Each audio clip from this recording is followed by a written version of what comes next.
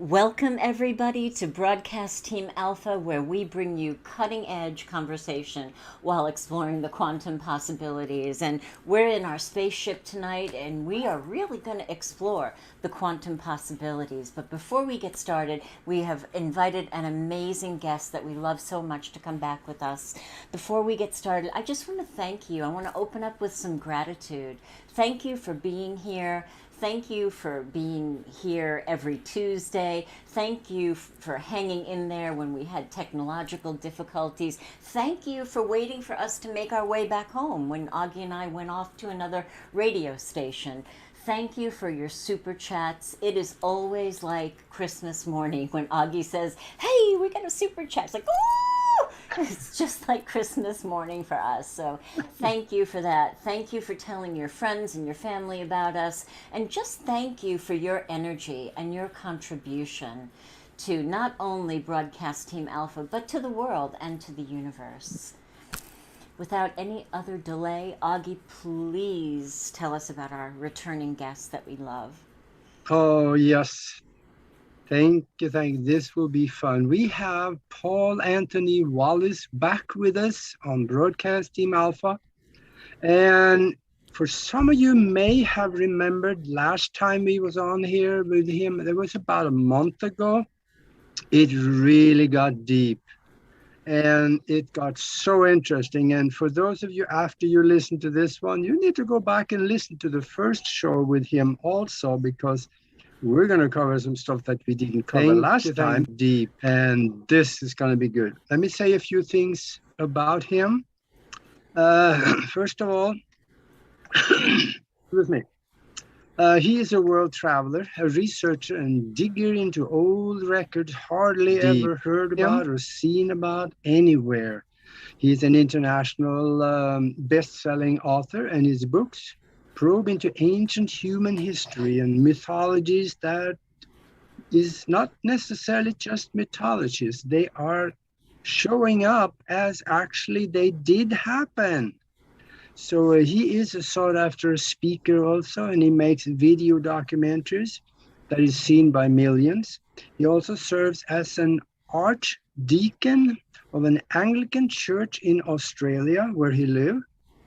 And he has many written titles on Christian mysticism and spirituality. His recent book is Escaping from Eden. That was held by George Noory as this generation's Chariots of the Gods. That's a title to have.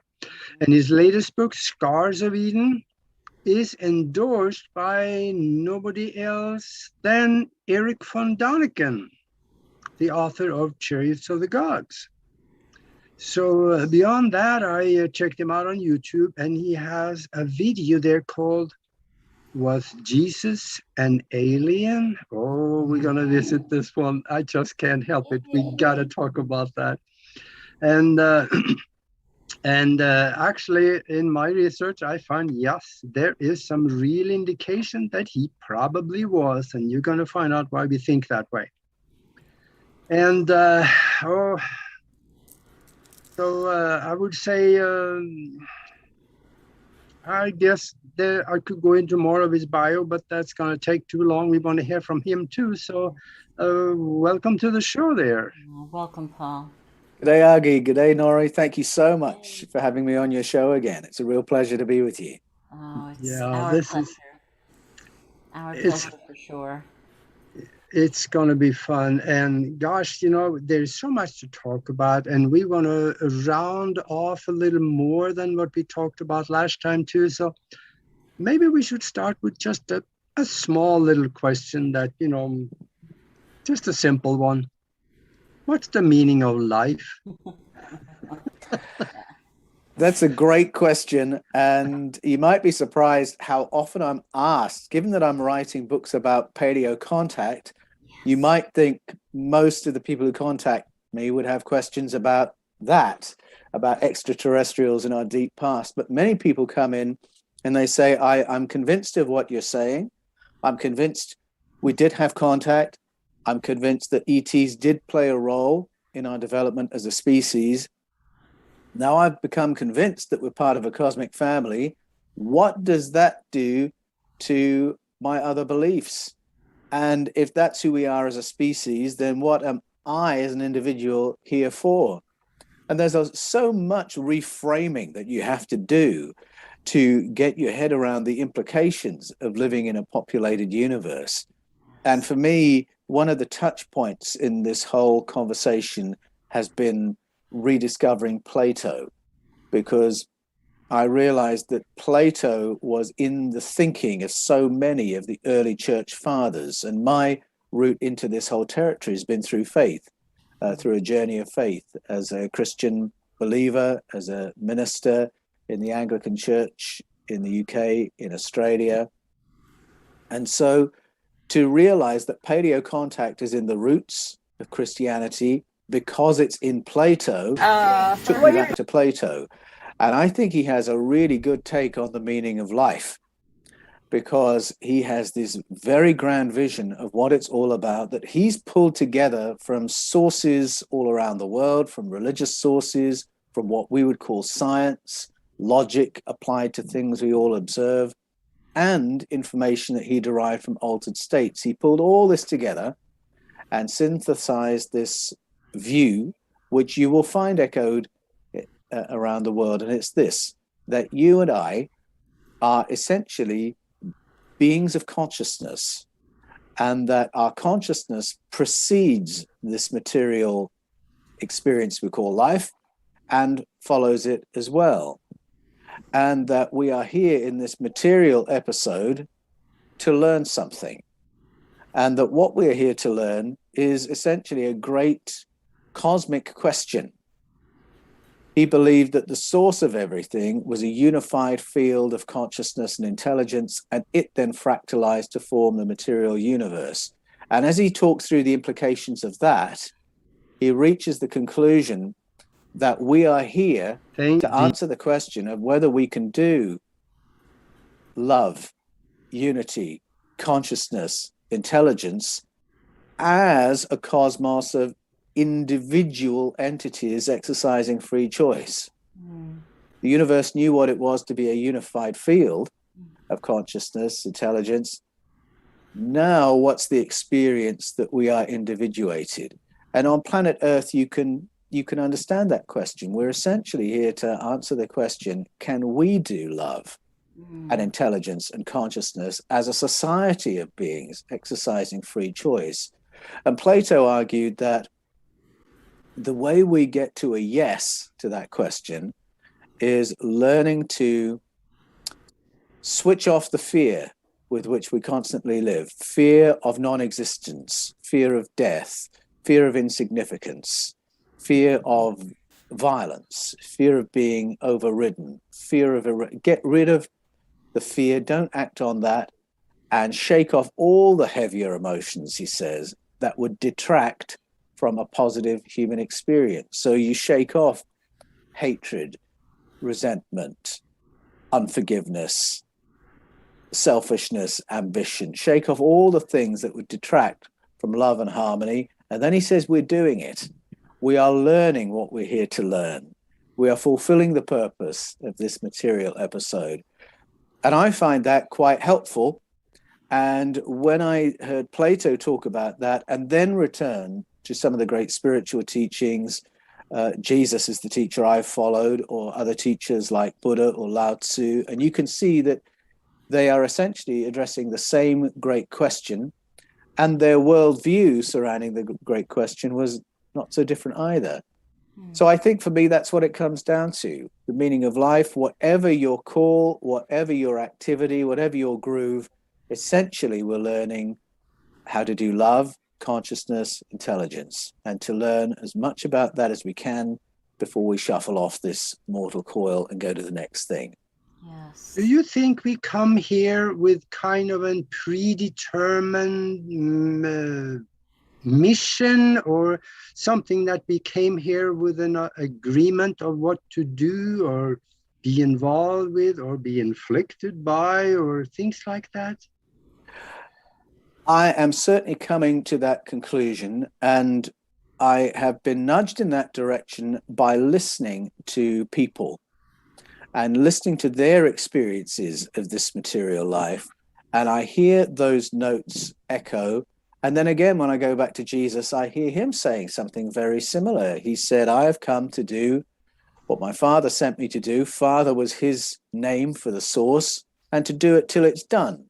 So he certainly had a sense of mission and that he was here on assignment. The question is, was he unique in that, or was he modeling life for the rest of us? And I think he was modeling life for the rest of us. One of the first clues, I think, that people pick up that they are here on assignment is when they see patterns of, am I still here? You are, yeah. You're still here. When they see patterns recurring in their lives.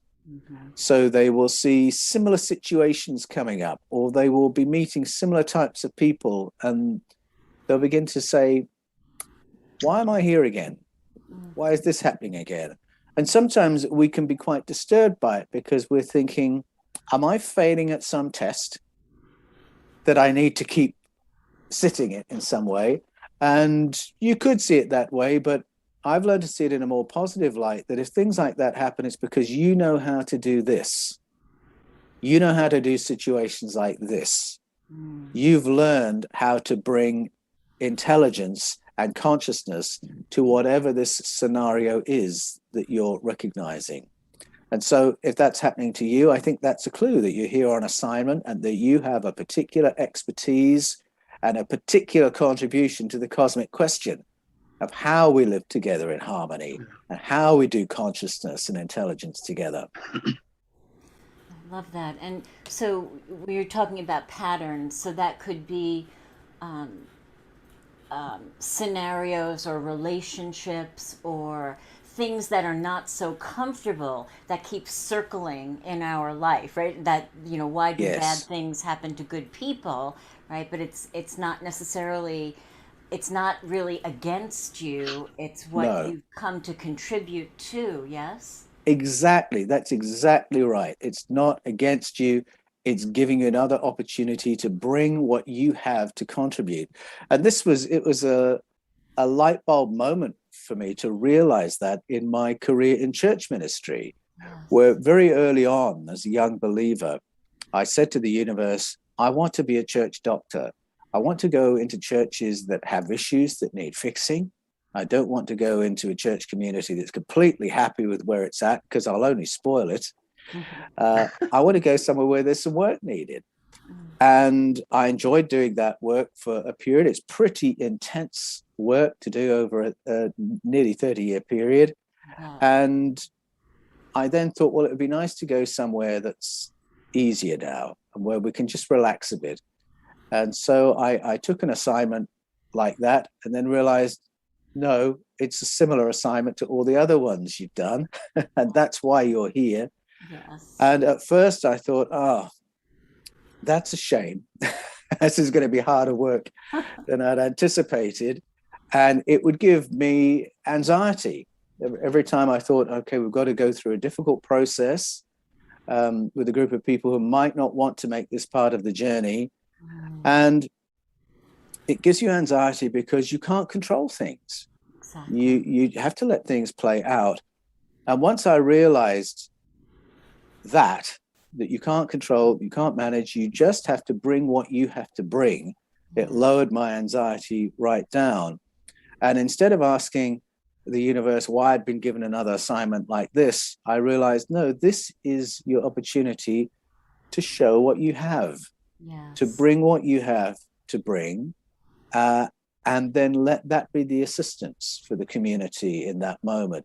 And I think that's true of all of us, that we can feel frustrated if we think, oh, I've done this sort of thing before, or I've been in a relationship like this before, or whatever the scenario is, to take a pause and think, okay, but I am conscious of this. Yes. I have an intelligence that relates to this. I've got experience here. How do I do this? How do I roll in these situations? What's my contribution? And it may be that you use all the expertise that you built up, or it may be that you say, I've done it that way. let's see what happens if I do it this way.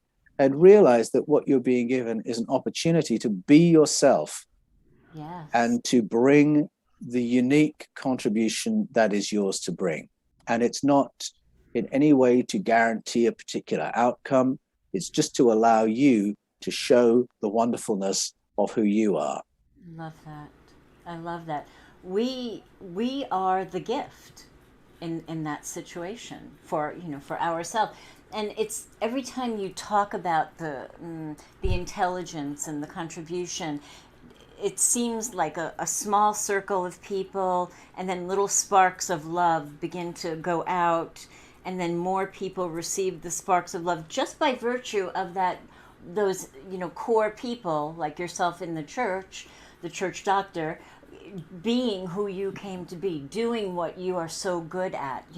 The ripples of love just keep traveling out and out and out, and hopefully maybe they could reach places where people are doing what they came to do in war-torn places, really difficult places. And my Yes. hope is that our love can ripple out to that degree as well.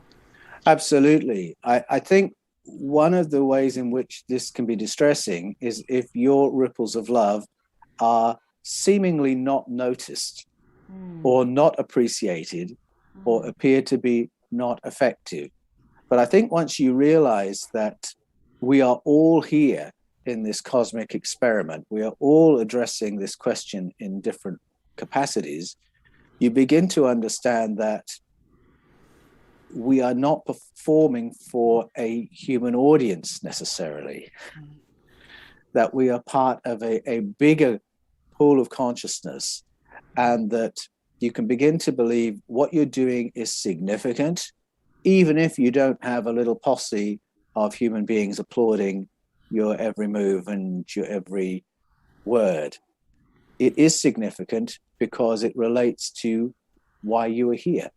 Ah, absolutely. And even those chance meetings, where somebody just had a car accident and you happen to stop to help them, and Oh yes, well this right? is where team assignments come in. Is that what that is? I think sometimes it is. And again, I am coming to believe that our assignments are not purely individual. We live in a bubble pursuing this journey of learning to love, this journey of intelligence and consciousness, that we are actually doing it together. Yes. And from time to time, I think you will come across someone and there may be almost no interaction with them, or there may be a very strong, close interaction with them over a long time, where there is a feeling of recognition that you can't quite explain, where you get the other person, you notice the other person, you're in tune with the other person, and you can't explain why. And I think it's to do with either you just have a very similar assignment, or that there is a connection between your assignments. And certainly I find that in the work I'm doing right now, I'm in a really happy season of my life where the work I'm doing is something I'm really passionate about. We don't necessarily have that all the time, all through our lives. And when we do have it, it's wonderful and it's exciting. And when you get into that zone, my experience has been I start connecting with people around the world who are on the same assignment that I'm on. And you recognize that when you talk, and it may be the other person's in a different field. They might be a scientist, might be an archaeologist, might be a school teacher, might be a pharmacist, but you connect and you just know, oh, okay, we're part of that intake. Yes. we're on that same assignment. And it may be something you can't quite put your finger on, but you will just sense it very deeply. I know when that happens, it's almost like you hear that connection between you, like it's like a click, or a zing, yes, or something, right? But that's right. I wanted to go back for 1 minute, if I may, to the definition of paleo contact for we who don't really know what that is, please. Paleo contact really just means contact in the beginnings, that in the beginning of our story, there was contact with other species, other civilizations. And so my books, The Scars of Eden and Escaping from Eden, argue that our ancestors as Homo sapiens had contact with other civilizations in the deep past. My books go a little further than that and say that that contact was a hands-on involvement in our development as a species. And The Scars of Eden goes a bit further than that and talks about how our ancestors expressed those memories in particular ways that we have now interpreted as if they were stories about God, whereas in fact, many of what we thought were our God stories are really stories of contact. And I don't say that because I don't believe in God. I absolutely do. Yes. And I'm happy to define what that belief is. But some of the stories we told that we thought were God stories, according to my research, which has been on the basis of drilling down into the vocabulary, what do the words mean, yes, turn out to be stories of something else. And it's stories of contact with beings from other parts of the cosmos who came and colonized planet Earth in the deep past. Wow. Wow. I think also that when we come here and put on the meat suit that we're carrying around, I think we come here with some kind of a computer program laid down for us that we will execute and do certain things. And in order to get those things done, I think we have some help from the other side to guide us in the right direction sometimes, because when it comes to higher level thinking at a spiritual arena, we may be kind of competing with the village idiots sometimes. So we need that help. We do need that help, yes. Yeah. And that help is there, and different cultures and different religious traditions have different language to talk about that help. Mm-hmm. And that has been a real journey of discovery for me as well, as I've done the research path for The Scars of Eden and Escaping from Eden. And as I go back into the roots of Christianity, I realized that the diversity of help available to us was much clearer in the beginnings of Christianity than it's become through the centuries in which Christianity is narrowed down to this narrow orthodoxy. In the beginning, you've got texts like 1 John 4, where the writer is talking about spirits coming to your assistance. And the expectation is that the early Christians would be channeling messages from these spirits. Yeah. And John says, don't believe every spirit that has gone out into the world. Test the spirits, he said. And if any spirit comes along that trash talks Jesus, well, don't take any notice of that one. And what's interesting about that verse is, first of all, the writer expects Christians will be in communication with these other entities. And the other thing is, he never defines what they are. Spirits of what? Are they the spirits of ancestors? Yes. Are they human spirits? Are they our higher consciousness? Are they material beings like ourselves who communicate telepathically? Are they energy-based beings? He doesn't say. That's not the issue for him. The issue for him is keep your sovereignty. Yes. Just because a being is advanced enough to communicate with you in this telepathic way doesn't mean you have to give up your sovereignty as a human being. You think about what's said. You think about whether it makes sense. You test it. You weigh it. Yes. So that's really interesting, because it suggests we could be in a soup of company, not necessarily needing to know who or what everything is, as long as we keep our sovereignty.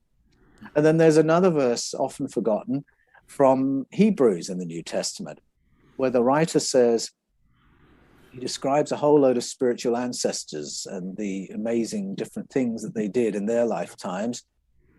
And then he says, since we are surrounded by such a great cloud of witnesses, let us run with perseverance the race marked out for us.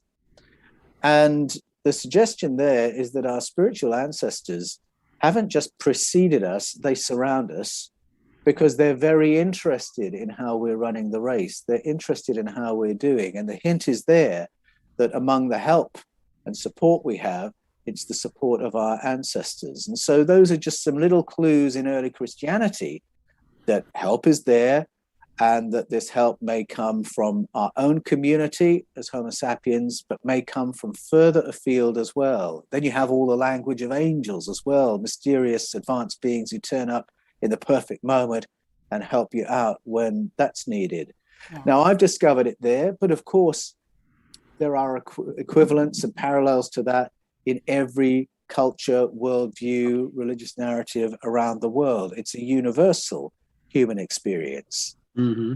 Yes. You mentioned 3 words in the middle of what you said there, trash talk of Jesus.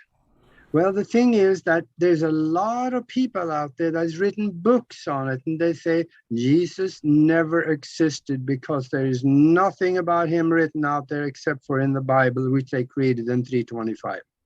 Well, the thing about it is that in the surviving Roman records, even in the Quran and the classified section of the Dead Sea Scrolls, they talk about this Messiah, or the Messiah, or Yahshua Bet Halachme, which is supposed to be Jesus' Hebrew name. Halachme was his dad's name.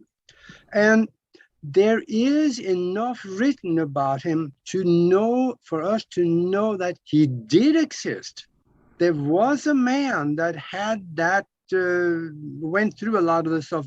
Whether all of it was true or not, I'm sure that they may have colored a little bit here and there, even in 325, when they created the first draft of the Bible, which of course became more accepted at the Council of Hippo.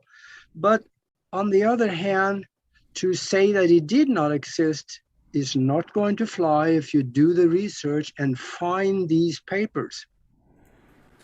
No, that's quite right. I hear from people who hold that full spectrum of views that you've just expressed, Argy. And first of all, I think we need to accept that there is an unbroken paper trail of evidence concerning the implications of this figure Jesus from the get-go. So when people talk about the Bible appearing in 325, it didn't appear from out of the blue. Those documents had been in circulation from the get-go. Really, the earliest fragment we have of the New Testament is, I think, only 30 years shy of the lifespan of the apostles. So we've got letters, we've got gospel fragments, we've got the Gnostic Gospels, and it was more a matter of the church deciding which were going to be the writings that would form the Christian canon. And that's what the discussions are when you get to the ecumenical councils. But the scriptures were there in circulation, and anyone who studied Latin at school, as I was very lucky to be able to do that in a public school. We studied, that's how old I am, I guess. We still studied Latin at school. And so we studied the writings of Pliny the Younger, who was a governor of Bithynia, and he was communicating with the Caesar of the day to get some guidance on how to deal with these Christians. Yes. And so he talks about the beliefs of these early Christians. And then we have Josephus, Jewish chronicler. In his writings, we find the evidences of what were the roots of Christianity. The reason I think a lot of people are suspicious about Jesus is because of how the Christian tradition has shaped up in the centuries since. I think this is the first whiff that people get that something's not quite right, because Christianity has been used through the centuries as a device by which empires can ensure compliance to whatever their monarchical feudal order is. The Roman Empire certainly used Christianity that way. When it put the bishops into purple, maybe the Christians thought, oh, isn't this lovely? Our bishops are being given senatorial rank in the empire. We're being recognized.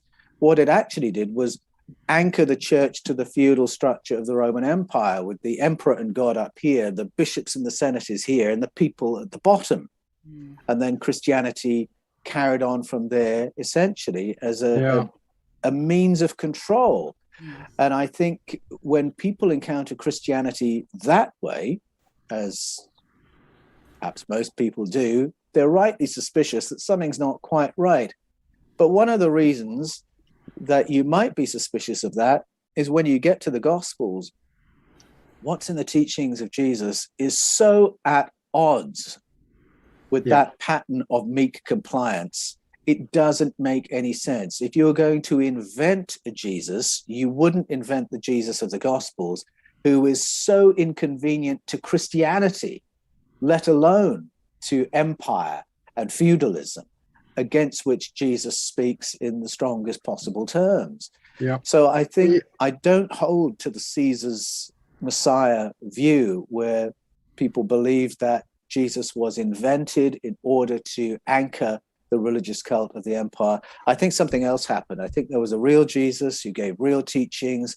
We've got a good witness to what those teachings were in the canonical Gospels and the Gnostic Gospels. And then that was hijacked and twisted to create what we know as institutional Christianity.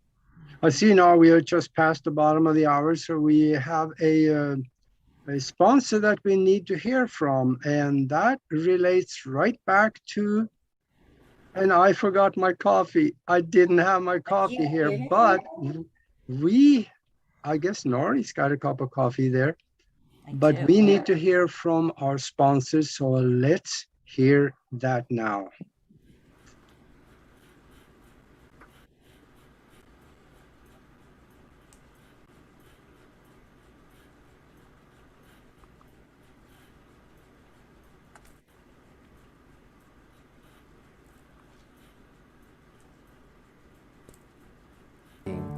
We can only work with the processing. We knew we wanted to go USDA certified organic.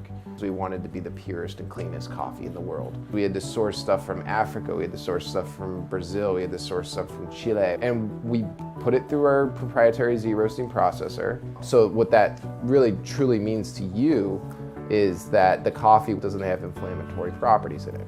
I'm dedicated to serving 50 million Americans that suffer from stomach-related modalities, and also the millions of other people that just deserve a great tasting cup of coffee that's healthy and safe.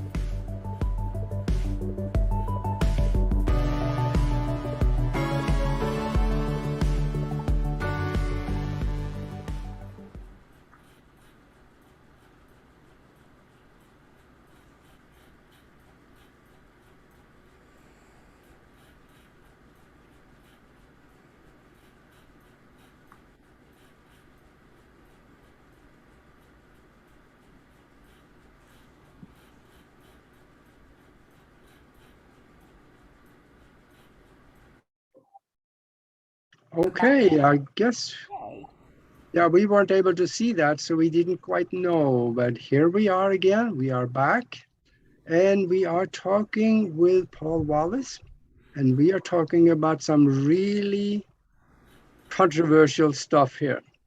And first of all, I want to get Paul to let us know also where they can touch bases with him, where they can get in touch, where they can go buy his books. Tell us all about that. Well, to find The Scars of Eden or Escaping from Eden, you can go to Amazon, Kindle, Barnes & Noble, Hive, Book Depository, wherever books are sold, and you can get hold of my books there. If you'd like to get into conversation with me, then I'm always in the comments on the two channels, The Fifth Kind TV on YouTube or the Paul Wallis channel on YouTube. And if you come to my website, paulanthonywallis.com, Anthony with an H, Wallis, W-A-L-L-I-S, paulanthonywallis.com, you can get into communication with me through my website. If you're interested in doing personal coaching, come to the website and we'll have a conversation there. Beautiful. Okay. Beautiful. I'm writing your name properly here. Yeah. There's a lot of conversation going on in the chat room. Shady D said that I believe that Jesus existed. He knew more than anyone should for the time he was in, but who gave him that knowledge? Like this new book series I just discovered about Anastasia. Okay. Margaret went into the astral realm and met with Jesus. And Somebody said, Nancy said the remote viewers would disagree about Jesus existing, but they would disagree about Jesus existing, but they do disagree about how he met his demise. So, Paul, I did a little tiny bit of research, and a ufologist who has his PhD, Dr. Barry Downing, said that the case for Jesus being an extraterrestrial can be made with some of the passages in the Bible, like John 8:23, and he was saying to them, "You are from below, I am from above. You are of this world, I am not of this world." Do you agree with that, Paul? That's a really interesting interpretation of that text. And it's one of many texts that, if you pause at them, if you actually stop and ask, what does that mean, rather than just try and massage it quickly into your pre-concluded conclusions, it's a bit of a time bomb. I think that, first of all, Jesus's journey, as he understood it, echoes how Plato describes all our journeys. So what I was saying before about how we are beings of consciousness, then material beings, then beings of consciousness again, that is the hero's journey described for Jesus in the Gospel of John, for instance. The Gospel of John begins, "In the beginning was the Word, and the Word was with God, and the Word was God. He was with God in the beginning. Then the Word became flesh and dwelt among us. We beheld his glory as one full of grace and truth." And then towards the end of the Gospel, Jesus is talking to the source, who he addresses as Father. And he says, "Now, Father, I'm returning to you, back to the glory we enjoyed before the foundation of the world." And so there we have dramatized the hero's journey we're all on, that Jesus was conscious of. So I think one of the things that's interesting about Jesus is he knew, and the gospel says this, he knew where he'd come from, he knew where he was going. And John 8:23 is one of those verses where he expresses that in spatial terms. You're from here, I'm from above. So there's that aspect to the story. But there are some other clues that there may be an ET consciousness in what he's saying. There's a verse, again, it's in John's Gospel, where Jesus is talking to his followers, and he says, "I have others, not of this fold, who I must bring so that we may all be one." Well, the Reverend GAIA Consolmagno, who is the senior astronomer for the Vatican Observatory in Arizona, believes that's a reference to extraterrestrials. And as a young teenage believer, I read that and I thought, oh my goodness, I think he's talking about ETs. There is a really intriguing moment at the end of the Gospel where, when you think of all the extraordinary and bizarre and incredible things that his followers had seen over the 3 years they'd been with him, entity removals, miracles, multiplying food, stopping storms, walking on water, and then all this mind-blowing information he's giving them that is blowing their faith out of the water and fragmenting it and disorienting them. After all that, and extraordinary far-reaching political teachings as well that would leave them thinking, well, how do we live on the planet then? What's the implications of this? After all of that, he says, now, look, there's a heap of other stuff I'd like to tell you, but I don't think you're ready for it. That'll be for the future. The Holy Spirit will have to lead you into that. What on earth could that information be? I mean, that is at least 3 question marks sitting right there. As to his identity as a being with some ET connections, well, you don't have to go looking far for those clues. First of all, there's his the nativity and the story of the virgin birth. The church has often told the story of Mary's conception with Jesus as if it is a unique moment in history, that from out of the blue, never happened before, never happened since. A girl who is a virgin, who's never had sex, is having a baby, and the baby is Jesus. It's not a unique story. It's not even a unique story in the Bible. Jesus' own cousin, or Mary's cousin, had the exact same experience. An elderly and fertile couple in that case, Zechariah and Elizabeth, have a close encounter with some kind of being, and then all of a sudden she's pregnant with John, who becomes John the Baptist. Mary has a close encounter with a being. We report it as an angel, and then she's pregnant with Jesus. These two experiences echo experiences in the Hebrew tradition. You go to the parents of Samson, who was this huge person for some reason. That pregnancy followed a close encounter. All these stories are like retellings of what happened to Abraham and Sarah right at the beginning of the Jewish tradition. They were too old to have children, and then they had a close encounter with three beings, and all of a sudden she's pregnant, and they have the baby Isaac, and there's a whole new beginning of human history occurs in that moment. So close encounters with what? See, we talk about the story of Jesus and we'll think, oh, well, it was the Archangel Gabriel, wasn't it? Well, what does that mean? What's an archangel?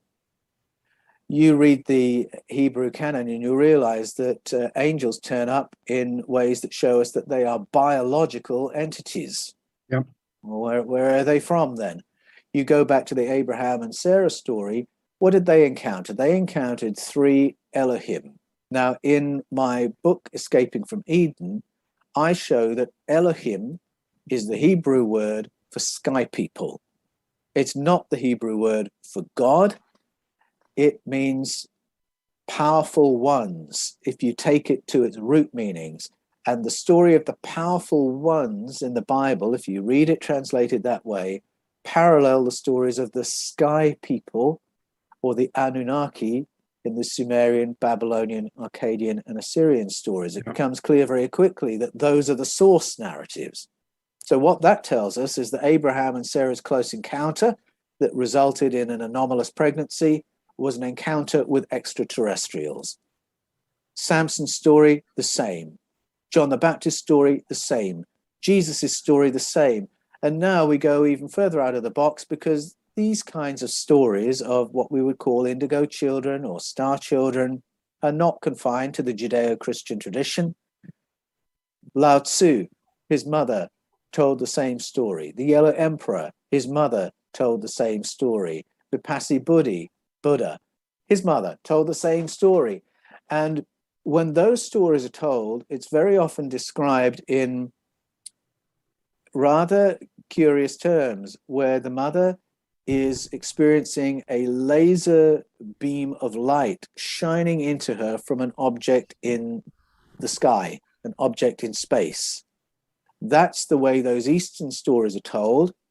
Judeo-Christian stories are told differently, but then if you go to some Renaissance paintings of the conception of Jesus, and what you'll see is a laser beam shining from a flying saucer directly onto Mary. That's not how our written texts describe it, but there is a cultural association, and maybe one might say a secret cultural knowledge that this is how it's done. And I would suggest that is the big context for the story of Jesus, that the story of indigo children and star children is ages old, thousands of years old, international, curated by cultures on every continent. And I have learned that that experience is not confined to historically interesting or important people, but there are women today who would report the same experience, but only very privately. It's not the kind of story people go to the press with or boast to their friends and family about because they know they're more likely to be medicated or avoided for a story like that. They're not going to get a better job or make money from it. And so these stories are held very, very closely. But if you're in somebody's circle of trust, you may begin hearing stories like this of anomalous pregnancies. And this will be from I'm thinking of particular people I know who might have 3 or 4 children. And they'll say there's something different about child number 3, and there was something different about that conception and that pregnancy. Child number 3 has this intelligence, this consciousness, this awareness of the cosmos, whatever it is. And I relate that to something that could be described as a close encounter at the point of conception. So it is a huge story, a massive story. It's really kept under wraps in our generation by a fear of ridicule. Our ancestors didn't have quite the same mores and sensitivities, and that's why you can find iterations of this story expressed in ancestral narratives all around the world. Yeah, in fact, I ran across, there is also a painting that is, I think it dates back to about the early 1600s, where there is this round thing in the sky with 3 beams of light coming down. 2 is supposed to have been John the Baptist baptizing somebody. That's right. So that's Erich de Gelder. I think it was 1710 he produced this painting, and it was of John the Baptist baptizing Jesus. So we're told that's the event, but what's depicted is exactly as you say, Argy. There's what we would recognize straight away as a flying saucer, and then 3 laser beams shining down on those 2. Why did he paint it that way? If you ask like a professional credentialed art critic, the answer you'll often hear is, oh, that's the convention. That's just an artistic convention for describing sacred moments or virgin births or whatever. And if you think about it, that's a total non-explanation. All that means is that many artists have depicted it that way. That's all. So we still have to ask why, and where did they get that idea from? Where did it begin? Exactly. A lot of these paintings also, they had inspiration from drawings and stories from the distant past that showed up in, let's say, the early 1700s. So there may have been a drawing or something that he drew that painting from, that since then has gotten lost. So we never know. That is true. And then there are a couple of other possibilities as well. And one is that artists are sometimes associated with esoteric societies, and esoteric societies are groups that curate forbidden or out of bounds or secret knowledge. So the priests who looked after the Popol Vuh for 200 years, when that was a suppressed document after the invasion of Central and South America, that was an esoteric society protecting ancient knowledge. Plato believed he was resurfacing protected ancient knowledge from the Egyptian priesthood when he wrote some of what he wrote. The Gnostic Gospels buried for their protection so that another generation can access that information. And artists are sometimes part of that story, where they have information that has survived from the deep past through esoteric traditions, and now they're leaking it back into the public domain in their novel, in their painting, in their movie script, whatever it is. That is part of the pattern of how this information gets handled. And then another aspect is what we were talking about before. Many artists speak openly about having a muse who directs them in their art. And so we're back to that 1 John 4 passage about channeling and being in contact with other kinds of being, bringing other information. And so I think when we see information in a book or in a painting and think, how on earth did they get that idea? Where did they get that information from? Those are the possibilities. And there are writers and artists very open about that being the mechanism. Gene Kuhn, one of the script writers for Star Trek, very open that there was channeled information that produced some of those scripts, which is why they are as resonant as they are. So I think that's the bigger picture. Wow. We're also told that when the library at Alexandria, Egypt, burned, that everything got lost. No, it didn't.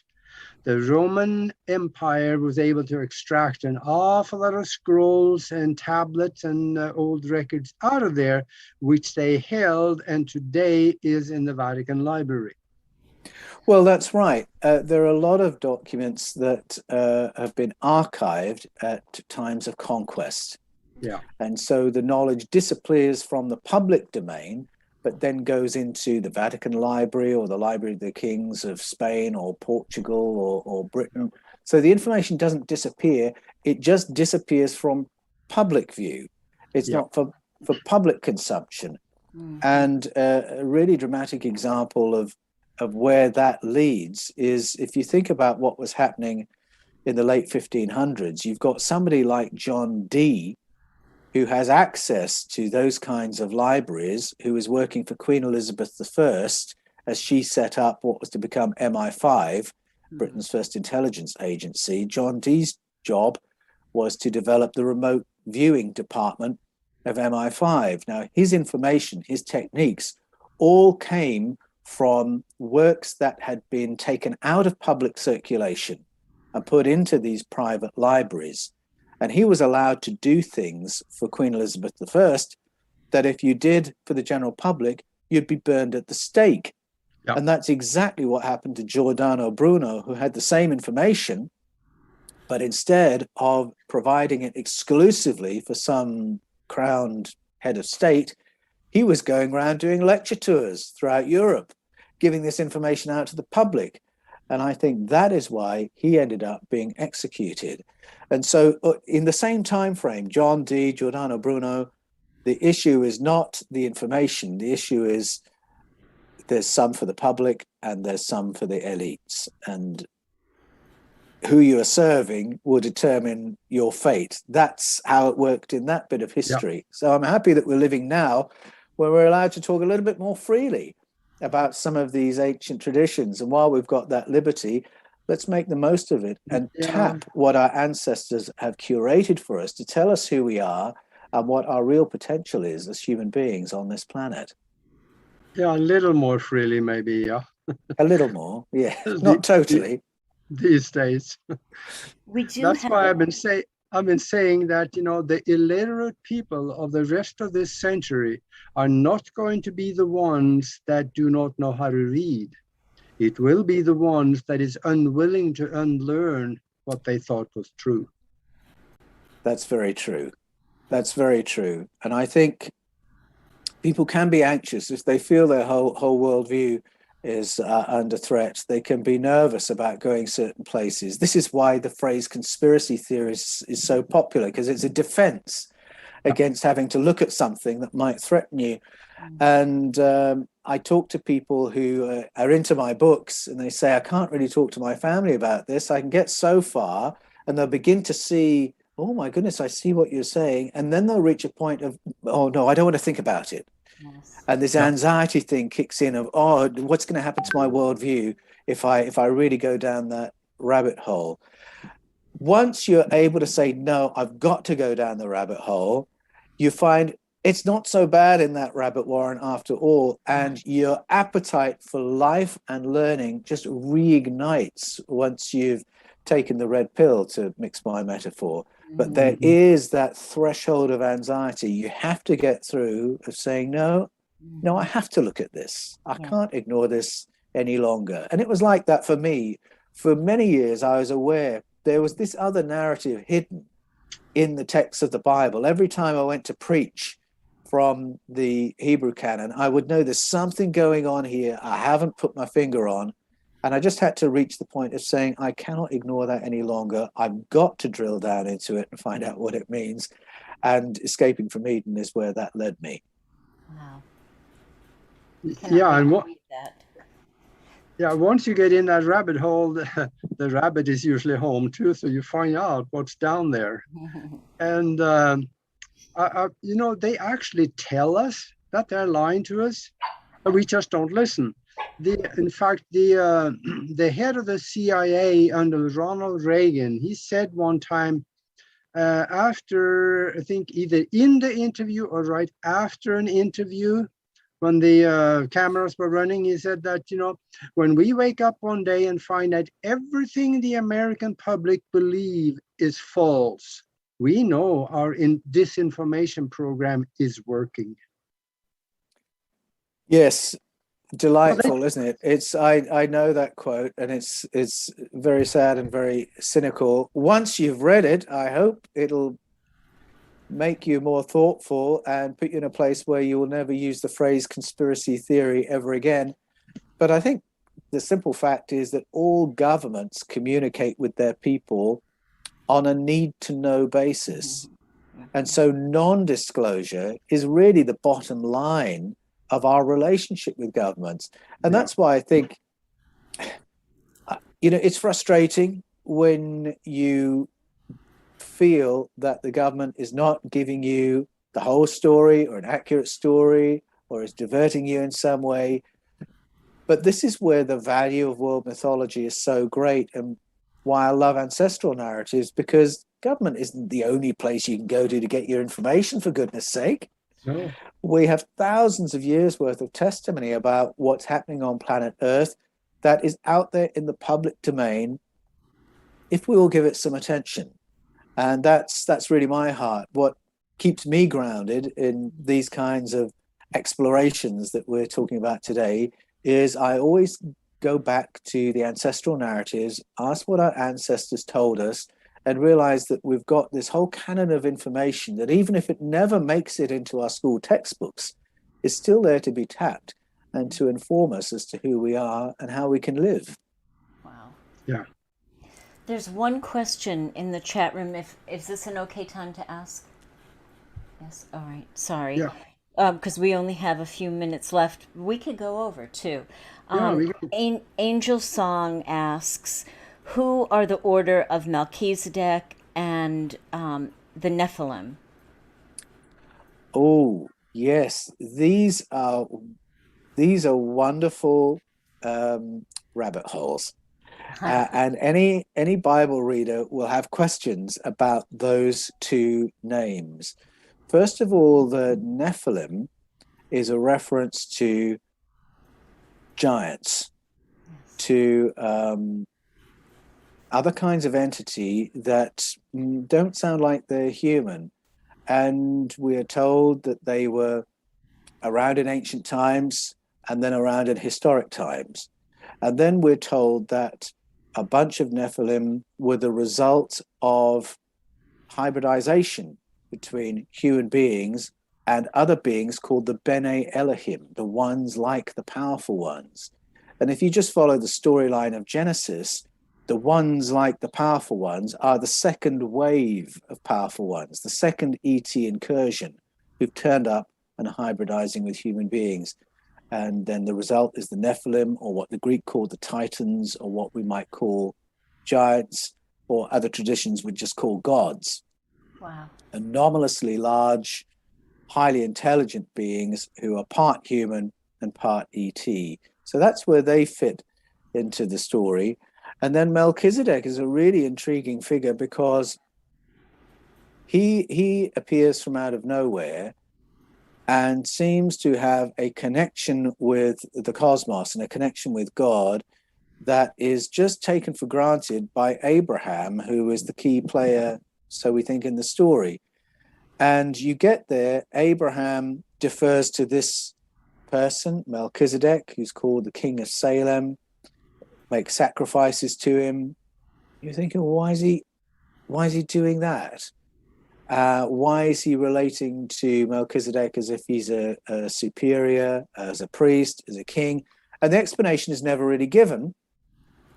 What's curious is that you get to the New Testament and the writer of Hebrews says that Jesus's priesthood relates to Melchizedek, relates to this layer of story that we cannot follow on planet Earth. And so again, it comes back to that moment you mentioned, Arge, in John 8, where Jesus says he's from above, not from below, that his kingdom is not of this earth, so on and so forth. And it hints at this other layer of story. What all our ancestors say is that we will never have a full understanding of what happens on planet Earth until we realize there is a non-human layer to the governance of planet Earth. The Apostle Paul talks about it in Ephesians 6. It's there in in Islam as well, where you've got a memory of these entities called the jinn. You've got references in the New Testament to elemental spirits. It's never really unpacked, other than to say there's a non-human layer to the story here, guys. The Hebrew scriptures are a bit clearer, where they talk about a sky council that has a whole diversity of beings on it, who apparently are bumping up against each other as they conflict over how Project Earth should be managed. So you've got that. That's reflected in the Norse stories of the gods, or the Greek stories of the gods. And many of the themes repeat when you look into what were the discussions, what did that council do, what were the conflicts, and you realize the conversations are the same that are recorded from culture to culture. How many humans should there be on the planet? How long should they live? What access should they have to information? What access should they have to medication? They're all the same discussions. How intelligent should they be? All the same discussions, all the same conflicts, held at a non-human level. And I think you can approach this in many ways, but I think if you study the geopolitics of our planet long enough, you'll begin to suspect that there is a layer of story other than that of nations and empires and international conflicts going on. Could you clarify what you said, please? You said, how much should they have access to in the information and meditation or medication? Medication. Medication. So this relates to how long should human beings live. So there's a big to and fro about this in the Sumerian stories, big to and fro about it in the Hebrew stories, and it's tied in with access to what we would call medication or healing botanicals. Yeah. So that when there's a big fallout among the Elohim over how intelligent the humans should be, and the guy who's responsible for Project Earth upgrades the human beings, breaking rank and upsetting his superior, then the human beings are no longer a protected species. They're turfed out of the enclosed zone that we call the Garden of Eden, and they're no longer allowed access to the tree of life. And that image of tree, life, leaves, healing occurs throughout the Hebrew scriptures and into the New Testament, indicating that these human beings are not going to be looked after anymore. They're going to get sick and they're going to die. And that's how the story plays out. And it's interesting that you go to other ancestral narratives, and healing botanicals is a big part of the story. You listen to Native American story, Aboriginal Australian story, a big part of what the nice beings did who came in the deep past and nurtured human civilization in the beginning was to show them which plants are good for medication and which are good for cultivation. Wow. It's a part of the information that's provided to us from off planet, so that it's a whole, you could write a whole book on that. Wow. That's rather tempting. Are you going to do that, please?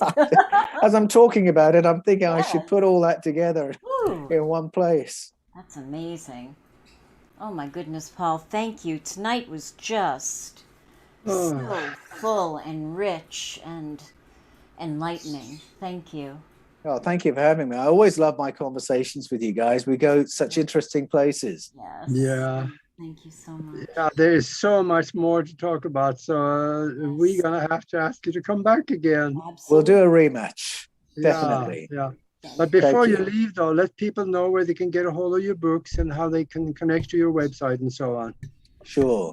Well, for The Scars of Eden and Escaping from Eden, you can go to Amazon, Kindle, Barnes & Noble, Hive, Book Depository, wherever books are sold. You can get hold of those two books. If you'd like to get into conversation with me, I love dialoguing with my readers. You can find me on the Paul Wallis channel on YouTube, also on the Fifth Kind TV on YouTube. Come to my website, paulanthonywallis.com, Anthony with an H, Wallis, WALLIS.com, and you can contact me through there. If you'd like to do some personal coaching with me, come to the website and we'll get into conversation. Now that could get interesting, me having some personal coaching. Seriously. Very often people come because they are really desperately trying to reframe their beliefs or their self-understanding because they've had a close encounter or because they've seen things in their own texts, whatever their religious tradition is, or they've just become aware through what's happening in the world right now. We're in a populated universe. There's something else going on here, and they just need a bit of a handhold to get them through the rethinking and reframing to find their feet are back on the ground again. Wow. Yeah. Sometimes all they need is just one unexplainable incident, and you'll throw their whole belief system in the trash can, and now they got to go after what did that one thing represent? What else is there for me to know? And that's where they need to talk to you, I think. And also, this relates to what happens in the Scars of Eden. A lot of people have anomalous experiences, things that have happened to them that they can't quite explain. It's always mystified them. They've always remembered it and puzzled over it. And then they reach a certain point in life where the penny drops and they think, oh my goodness, I think I know what that was. And I need to talk to somebody about it.